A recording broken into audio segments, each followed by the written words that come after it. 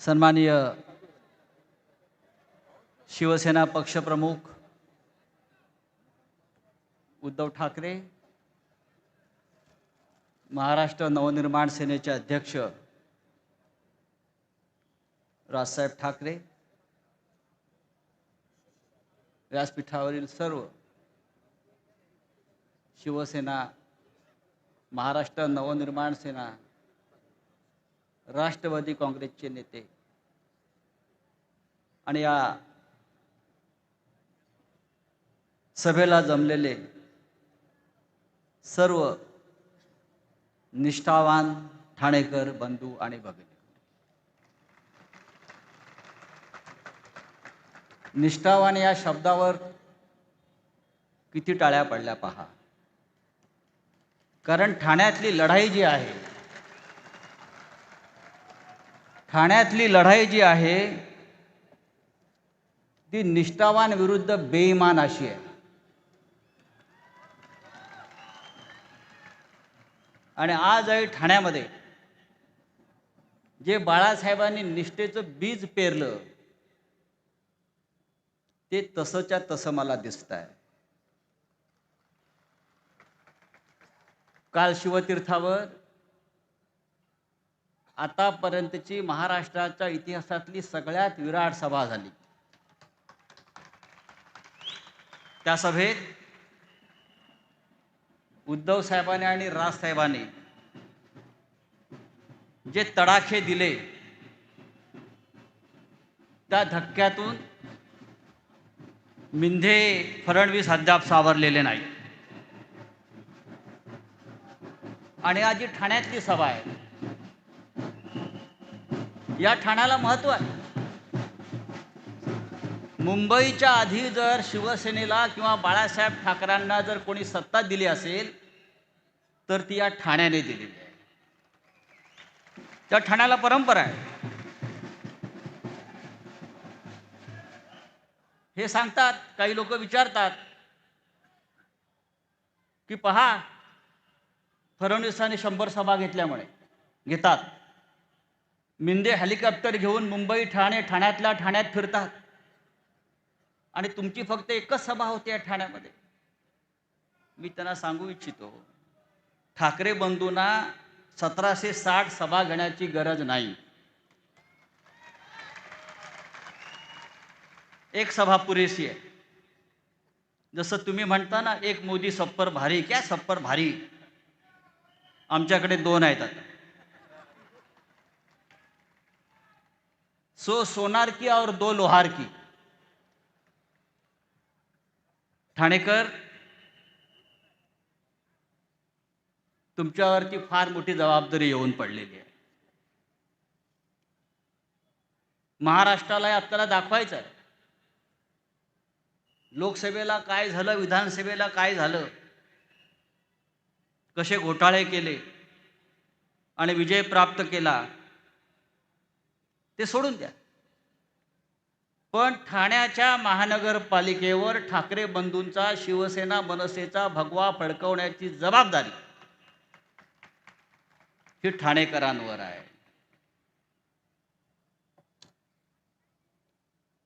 या महाराष्ट्राची मराठी भाषा, मराठी संस्कृती याचं केंद्र ठाणे आहे.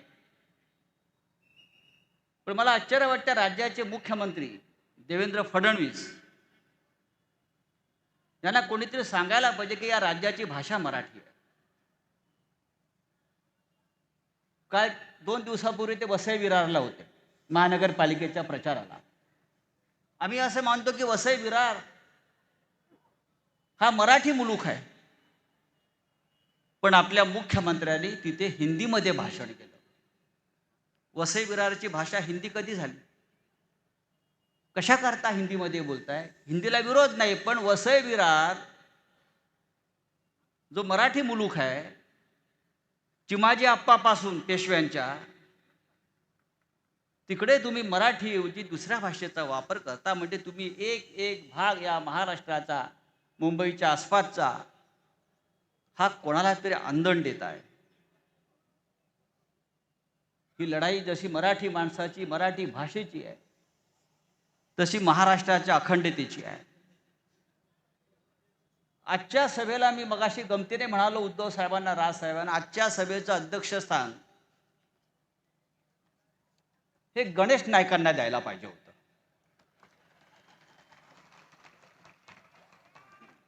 गणेश नाईकांना आज आमंत्रित करायला पाहिजे होतं आजच्या सभेला. कारण गेल्या काही दिवसापासून गणेश नाईक जे भाजपचे मंत्री आहेत ते ज्या प्रकारचे फटाके फोडतायत इकडल्या बेईमानांच्या खुर्चीखाली, त्याचा आपण सगळ्यांनी गांभीर्याने विचार करण्याची गरज आहे. गणेश नाईक म्हणतात, भाजपचे मंत्री,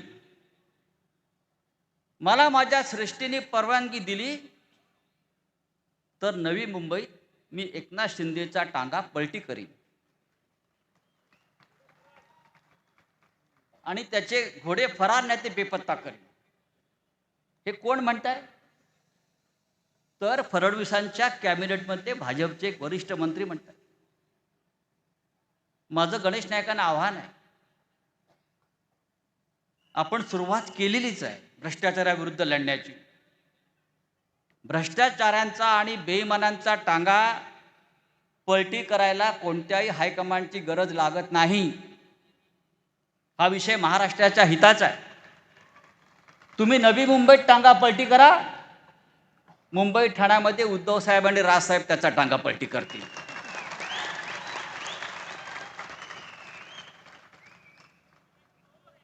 गणेश नाईक म्हणतात, भाजपचे मंत्री आहे, फडणवीसांचे खास, नवी मुंबईत हरामाचा पैसा वाटला जातोय. हरामाचा. आता हरामखोर हरामाचाच पैसा वाटणार. गणेश नाईकांना आमचं आव्हान आहे, हरामाचा पैसा म्हणजे कुठला पैसा? आपण मंत्री आहे, महाराष्ट्राच्या जनतेला कळू द्या की हरामाचा पैसा वाटला जातोय. हा हरामाचा पैसा या हरामखोरांकडे येते कुठून हे सांगण्याची जबाबदारी सुद्धा आपली आहे. संपूर्ण महाराष्ट्रावरात हरामखोरांचंच राज्य सुरू आहे. हरिश्चंद्राचं राज्य होतं ते उलथवून टाकलं. हरामाचं राज्य सुरू आहे.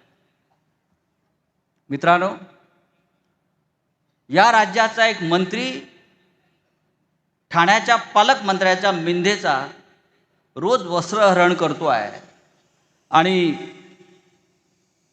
या राज्याचे मुख्यमंत्री मजा बघतायत. पण ठाणेकरांना, मुंबईकरांना मजा बघता येणार नाही.